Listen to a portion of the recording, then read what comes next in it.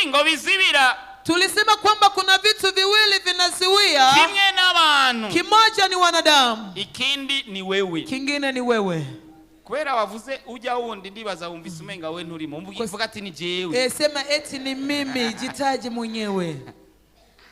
Wewe umeze nabi. Wewe ni uko vibaya, uko mtu mbaya. Wewe ni mtu mbaya. Wewe uravyonga. Wewe unaharibu na uchokozi. Wewe unaharibu. Wewe uteye ukuntu. Wewe uko tugisi. Uravuruga ibintu. Wewe unavuruga tu. Ibyo mwavuganye n'Imana ntabwo uri kurabikora. Yale mumezungumza na Mungu au kunayatimiza au kunayatenda? Ugomba ko Imana ikora ibyo wayisavye. Unataka Mungu atende yale ambayo umemuomba. Ariko ibyo mwavuganye ntabwo uri kurabikora. Lakini wewe yale mumezungumza au kunayatenda. Ijambo mfise uno munsi rivuga ngo ni wewe. Neno linalo linasema kwamba ni wewe. Warasezeranye ntiwashitsa. Umehaidi lakini hujatimiza. Ni wewe. Ni wewe. Warasezeranye ntiwashitsa. Umehaidi lakini hukutimiza. Hapana uwo mwicaranye. Hapana yule ambaye umeketi kwa. Hapana. Kwa Mungu yari uwo mwicaranye. Dimashi ilikuwa ni yule ambaye uko pembeni yako. Ariko ni wewe. Lakini wewe ni binafsi peke yako. Sema ni mimi. Dusomye inkuru za Anania na Safira mu byakozwe n'intumwa 5:3. Tukisoma Matendo ya Mitume, habari za Anania na Safira 5:3. 5:3. Ibyakozwe n'intumwa 5:3. Matendo ya Mitume 5:3. Turasoma mu izina rya Yesu. Amen. Petero aramubaza ati Anania, niki gitumye Satani yuzuza umutima wawe guhenda mpwemu yera ukisigariza ku biguzi by'ishamvu? Imana ihabwe icubahiro. Izi zari intumwa. Hao walikuwa ni mitume wa Yesu. Bari baravuganye. Walikuwa wamezungumza. Barasezerana. Wakaidiana. Bati ubu rero. Wakasema sasa. Turiko turahamwa. Tuko tunaonewa. Nitubona aho turi buje ahacanye ahandi. Atoni mali pa kwenda ama pengine. Enda dufata matongo yacu yose. Tukamate mashamba yetu yote. Tuyagurishe. Tuuze. Ugurishije. Anayeuza. Achazana. Afika na leta. Tuyajya. Tunakula. Hamaheze. Haifu ikisha. Tukacha tugurisha ibyo kwa naka. Tunauzisha fulani. Kuko bari babona ko bagiye gufata atabundi buzima busigaye. Maana waliona kwamba wamefikia wakati wa kufa kwa wengine maisha. Barabifundika. Wakasikilizana Umwe wese agurishije akaza. Kila mtu akiuzisha na leta. Umwe wese agurishije akaza. Kila mtu anauzisha na leta. Anania na Safira. Anania na Safira. Bacha baravyumvikana mugore n'umugabo. Wakasikilizana na mume na mke. Umugore n'umugabo. Mume na mke. Barumvikana. Wakasikilizana. Ati rero. Sasa. Tugurishe. Tuuze. Tujane kwa Petero mukozi w'Imana. Tupeleke kwa Petro mtumishi wa Mungu. Petero haji nyama. Petro ale nyama. Agura agakoti. Auze suti. Yambara ikirato kishasha. Avae kiato kipya. Never. Hapana. Nibikunda. Haiwezekani. Nao twabivuganye. Hata kama tumeelewana. Ntidushobora. Hatuwezi. Jewe nange ikigira 10 jewe. Mimi nitoa sehemu ya 10 mimi. Jewe nange ishikana jewe. Mimi nitoa sadaka mimi. Nao twavyemeye imbere y'Imana. Hata kama tumekubaliana mbele za Mungu. Sishobora. Siwezi. Baragurisha itongo. Wakauzisha shamba.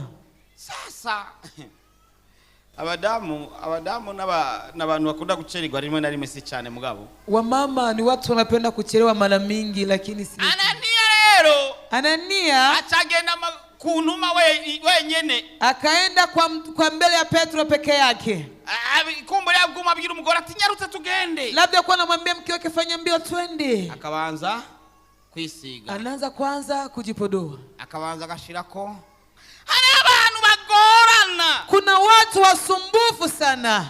Hari abantu bagoye vraiment. Kuna watu wasumbufu kabisa. Yambwiye ati je barambwiye restaurant. Eti mimi waliniambia restaurant. Ngo iyo restaurant uyinjiyemwo. Iyo restaurant kuingiemo ndani. Ngo ukajya. Unakula. Weje gufungura. Ukishamaliza kula. Gusohotse. Ukiutoka. Waraka yabo ku muryango. Kuna pusi kwa mbele ya mlango. Takuravye. Ikikutizama. Ubwo nyene ucusonza. Hapo unasikia njaa. Ukacusubira kandi kujya. Unarudia mu restaurant tena kula. Ati ndabiharira. Mimi ngo nikabisha. Ati nchanja kuri yo restaurant. Nikaenda kwa hiyo restaurant. Ati ndakubwije ukuri ati rahejeje gufungura. Nakwambisha ukweli nilimaliza kula na shiba. Nilipofika kwenye mlango pusi na nitizama. Ati nacie sonzo ubwo nyine. Hapo nilifika naanza sikia njaa. Ati nchanda kemea mu izina rya Yesu. Nikaanza kemea kwa jina la Yesu. Nikakemea kwa jina la Yesu. Inzara iragabanuka mugabo ntiyaheze. Njaa ikapunguka lakini haikuisha. ati wa twari kumwe tugiye turi kumwe twagiye guharira. Yule ambao tulikuwa tuko pamoja tukaenda kubisha. Ati tuguma turaraba. Tukabaki tunatizama. Ati abantu bageze ku muryango baca bakata bagasubirayo. Watu walikuwa wanafika kwenye mlango wanakata wanarudi ndani. Ati nabariye gatatu tubona. Kuna wengine hata walikula mara 3 tunaona.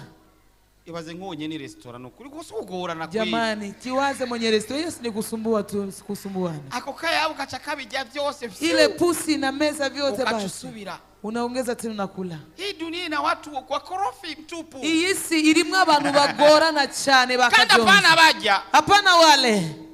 Wewe.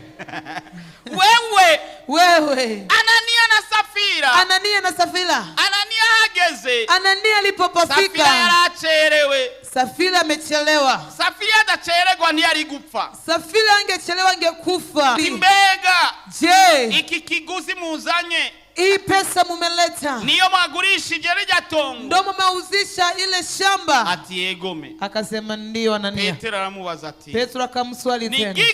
Ni kitu gani? Gitumye ugomba guhenda mpwemu yera. Kinasababisha kumdanganya Roho Mtakatifu. Ahari akabazo. Hapa kuna swali. Anania yaravuganye na Petero. Anania alikuwa akizungumza na Petro. Mugabo Petro amubwira ko Anania beshe mpwemu yera. Lakini Petro akamwambia Anania kwamba amemdanganya Roho Mtakatifu. Bisigura ko igihe cyose ubeshe umukozi w'Imana. Inamaanisha kwamba kila siku unapomdanganya mtumishi wa Mungu. Kwera mpwemu w'Imana aba muri we. Kwa sababu Roho wa Mungu anakaa ndani yake. Ugomba kubesha Imana. Unakuwa umemdanganya Mungu.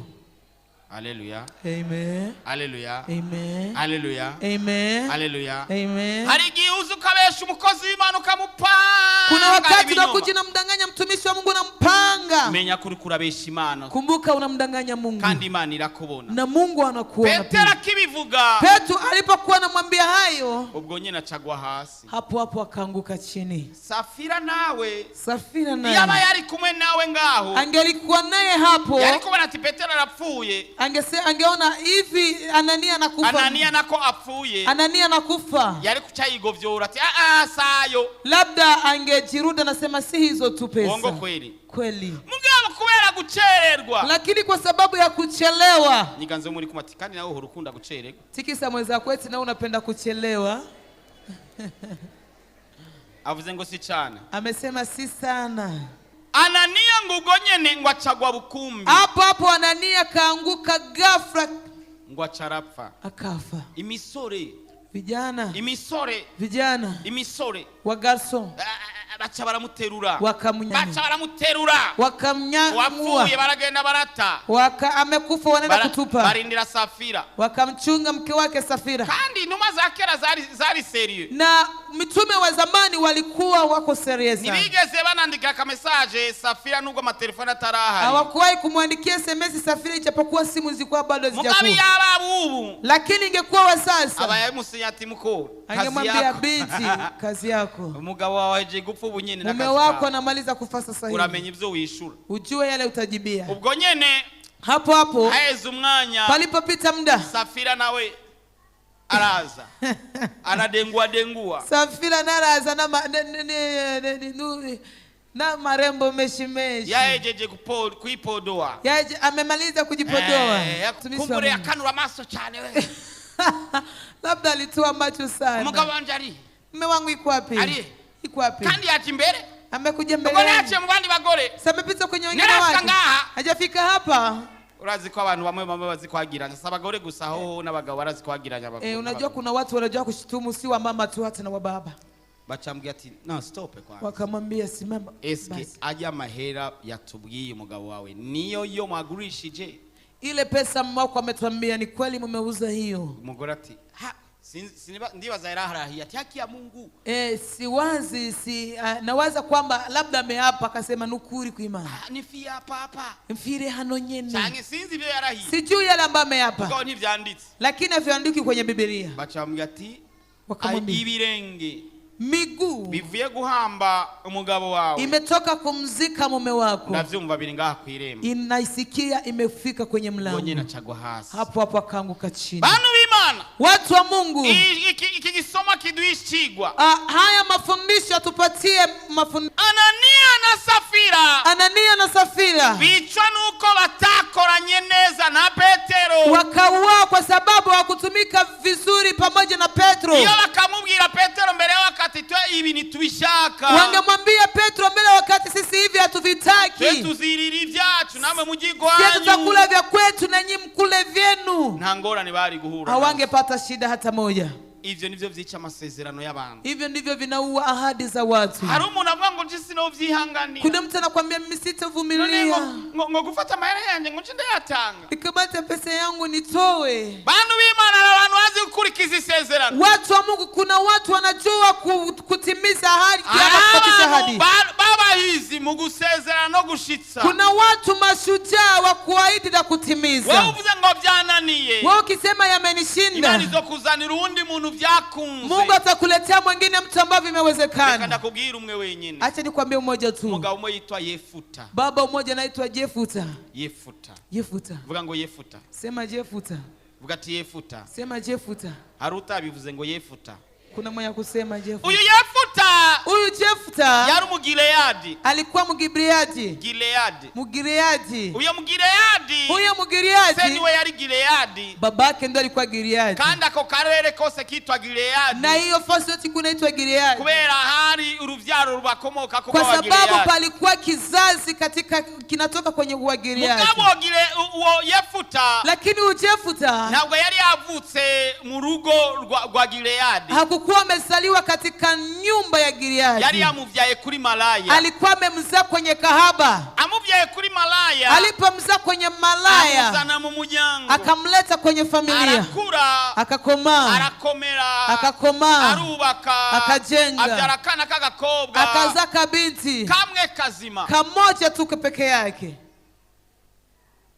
bene wabo wa ndugu zake baragira inama, wakafanya shauri, baravuga ati twebwe murabona ko tuvugana dusangiye mama, wakasema unaona kwamba sisi tumezaliwa pamoja tunachangia mama, ariko uyu muhungu bamuvyaye kuri malaya, lakini huyu garso amemzaa kwa malaya, na tuvemo, aondoke kati yetu. tukiraho tungali hapo. ikosa rya Yefuta nirihe? kosa la Jefuta ni la liko kuwa wapi? yavutse kuri malaya niwe yabitoye canke yabonye bibaye? kuwa amezaliwa kwa kahaba, yenje amechaguliwa kuzaliwa na kahaba, ama mukanga umuntu unakataa mtu atakosa yakoze bila kosa lolote kulitenda, bibanye nuko ari, kutokea na gisi alivyo, ngo ni muremure, eti ni mrefu, ngo ni mugufi, eti ni mfupi, ngo ni dusangiye mama, eti mama hatuchangii, dusangiye papa, hatuchangii baba na mama, tuva mu ntara imwe, hatutoki kwenye province moja. bamwanyira ngo nuko yavutse kuri malaya, wakamkata Jefuta kwa sababu amezaliwa na kahaba.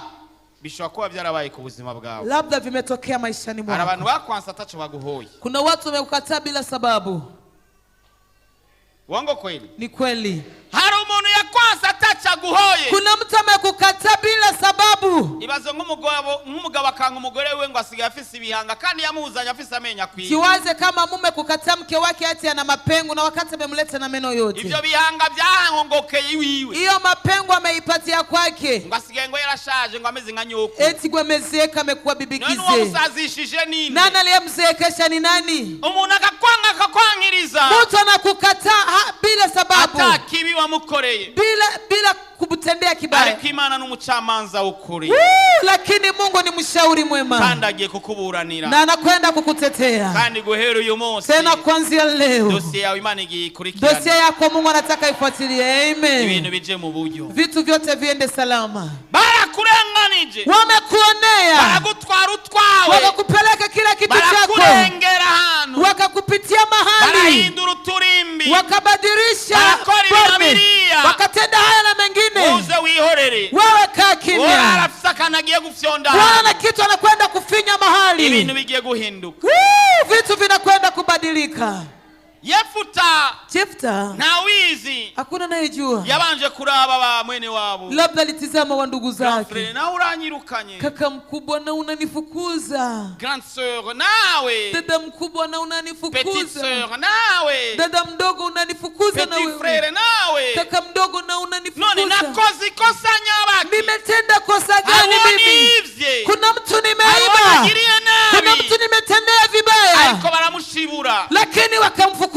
si sabo bavukana gusa, si wa ndugu zake wanazaliwa pamoja tu,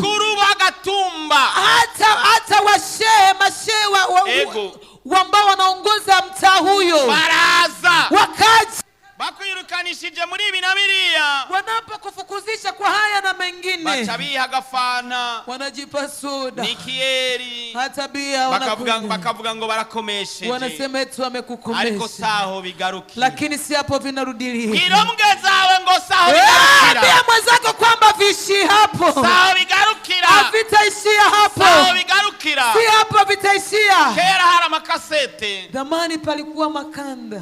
Za kasete zari zifise face A na B. Zile kasete zilikuwa na A na B file. Babonye A gusa. Wameona up to. Ariko B irahari. Lakini B inakuja.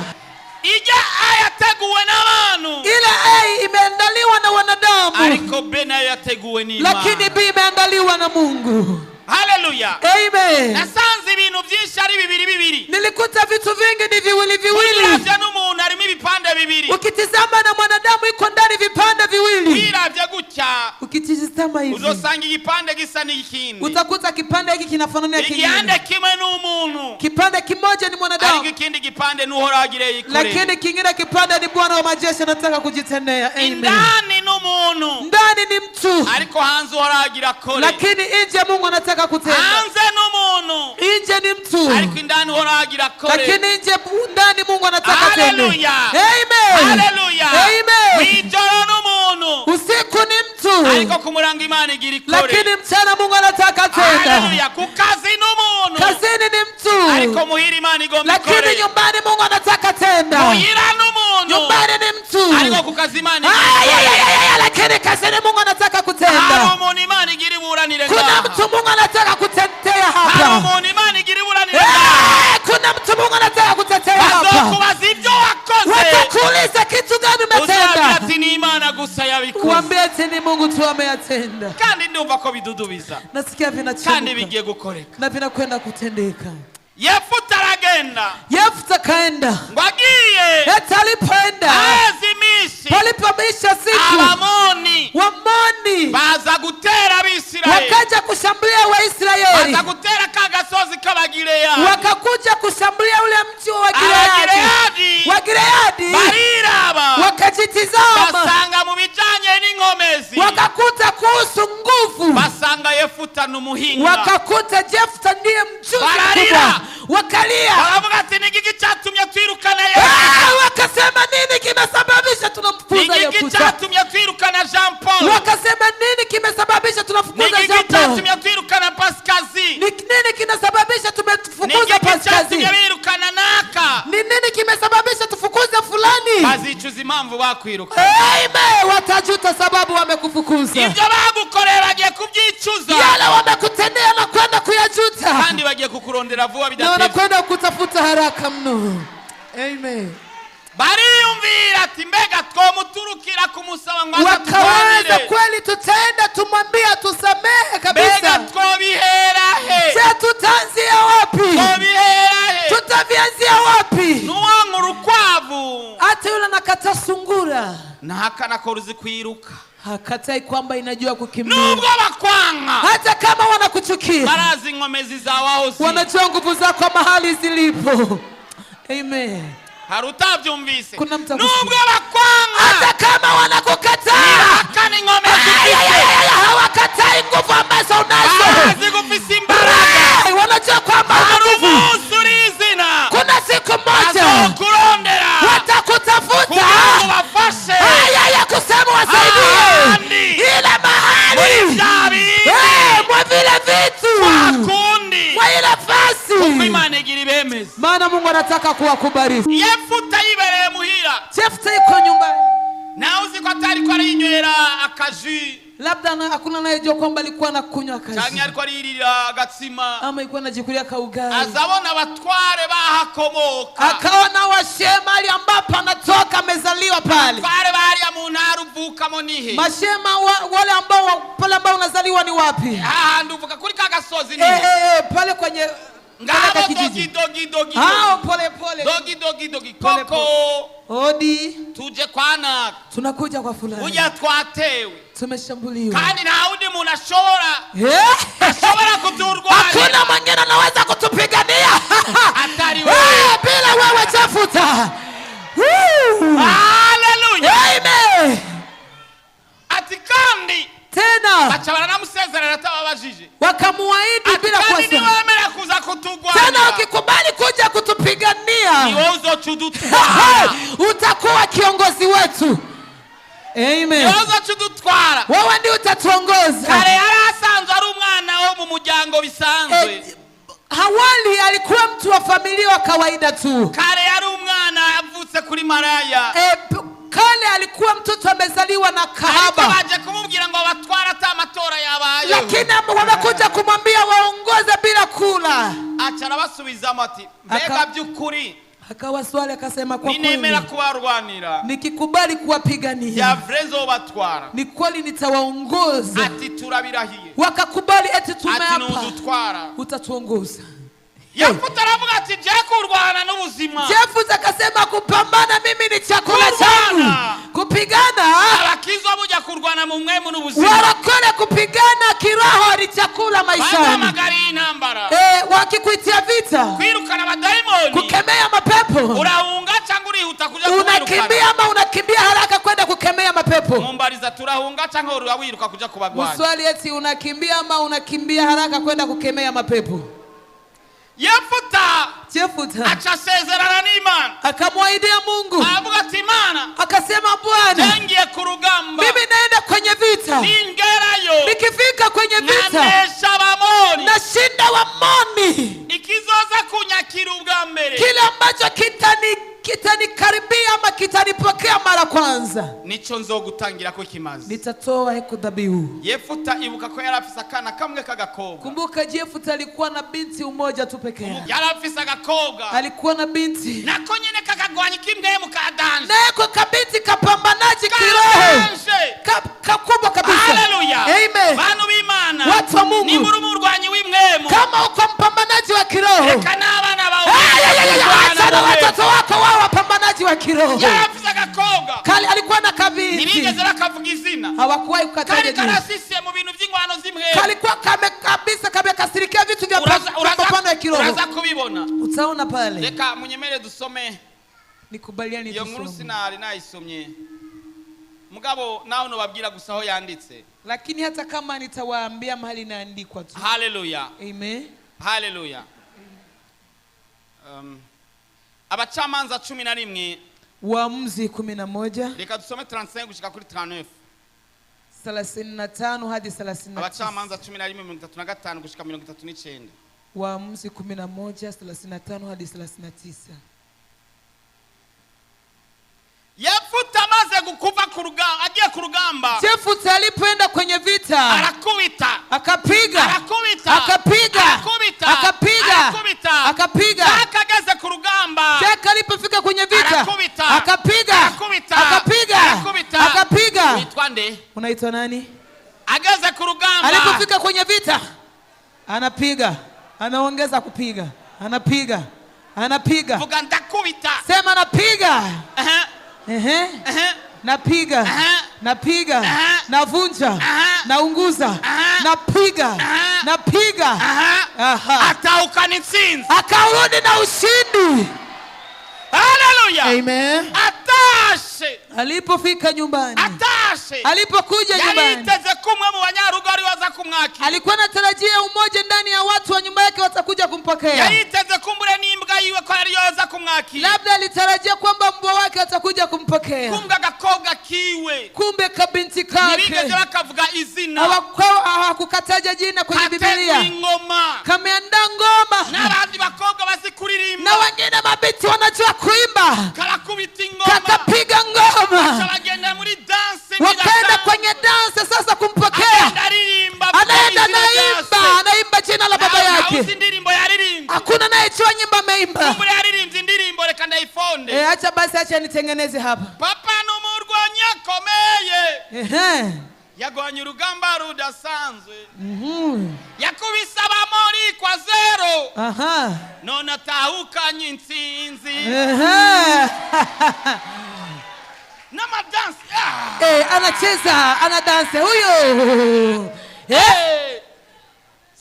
Rusabana n'umukobwa wiwe, babake alipokuja kaona ni binti yake, akalia. Umukobwa aravuga ati papa kubera kurize, mtoto akaswali babake, kwa nini baba unalia? Papa waramubwira icyo yari yasezeranye. Baba akamwambia mtoto, kuna kitu nimeahidi Mungu. Mungu. Uyo mukobwa yari umurwanya adasanzwe. Binti huyo alikuwa mpambanaji. Hakumia. Ahubwo acayishura se aya majambo. Alimjibu babake maneno haya. Reka twasome rero. Acha tupasome.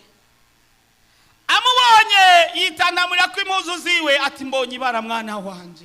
Urambabaje ungiriye nabi kuko navyikuriye mu kanwa nkabibari ruhoraho none sinshobora kwivuguruza. Aramashura ati data ko wavyikuriye mu kanwa ukabibarira uhoraho nungeze nkuko wavuze kazi muhoraho yaguhaye kwihora abansi bawe w'abamoni. Amen. Kandi abarira se ati mugabo muri ico ngusaba ube urandetse amezi 2 ngende ku musozi twe n'abagenzi banje ndirira ubukumi bwanje. Se aramwishura ati genda. Aramusezera ngo aje kumara amezi 2 ajana n'abagenzi be aririra ubukumi bwiwe mu misozi. Maze amezi 2 ashize agaruka kwa se nawe amugeza nko kwisezerano yasezeranye riri. Kandi ntiyari yarigeze kumenya icitwa umugabo bica bimugenzo mu Bisirayeli ku mwaka utashimani habwa icubahiro. Amen. Agakobwa kakarwanya kabiti kapambanaji. Karamubwira ati no papa. Kakamwambia baba hapana. Kungerera. Kunichinja. Utanze kimazi mbele y'Imana. Unatoa dhabihu mbele za Mungu. Probleme iko wapi? Kibazo amezi 2 gusa.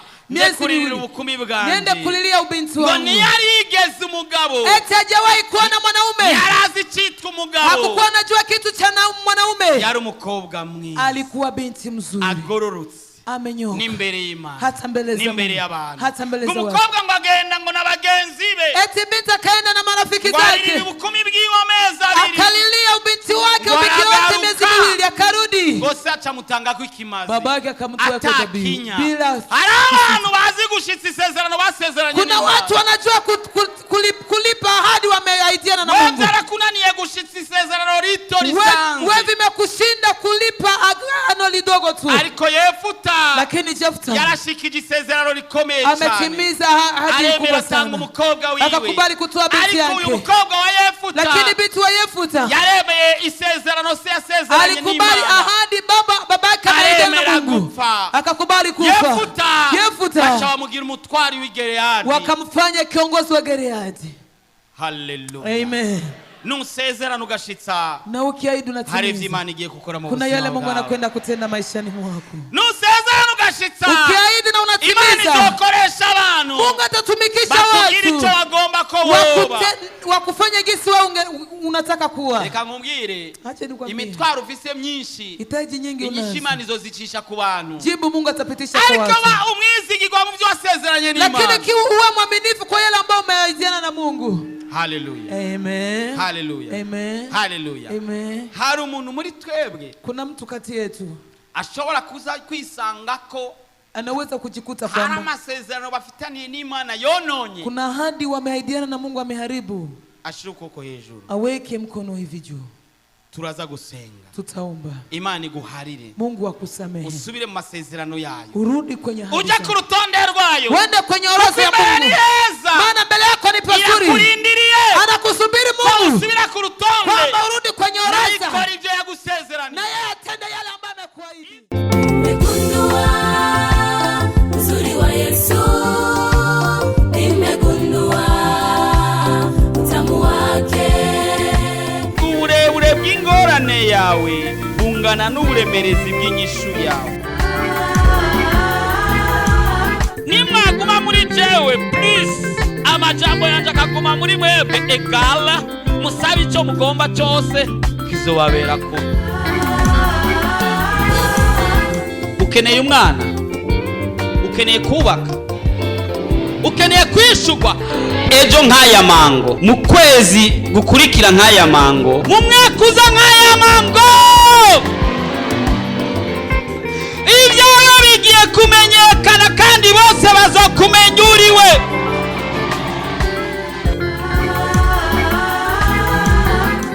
Ariko Yesu ariko arakubaza ati ubu ugomba gukira ni mugwanya. woba urusha, woba uremerewe, woba ufise ibibazo waburiye inyishu, woba ugomba kwakira Yesu Kristo nk'umwami n'umukiza w'ubugingo bwawe, woba ugomba kuvugana n'umukozi w'Imana Pastor Jackson Nkeshimana, wo mwandikira ubutumwa bugufi kuri 76 96 96 96 kugira ngo agusengere kandi agufashe mu buryo bw'impwemu.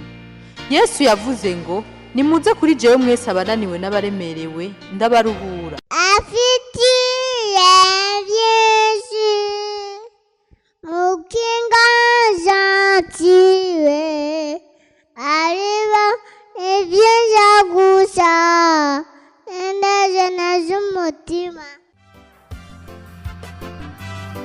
Urashaka kwama ukurikirana ubutumwa bwiza ku telefone yawe? Ja kuri YouTube wandike Pastor Jackson Nkeshimana urasanga ko ubutumwa hamwe n'ubwo yavuze kera. Ntibibagire kugira subscribe canke sabone, wibuke kubusangiza n'abandi.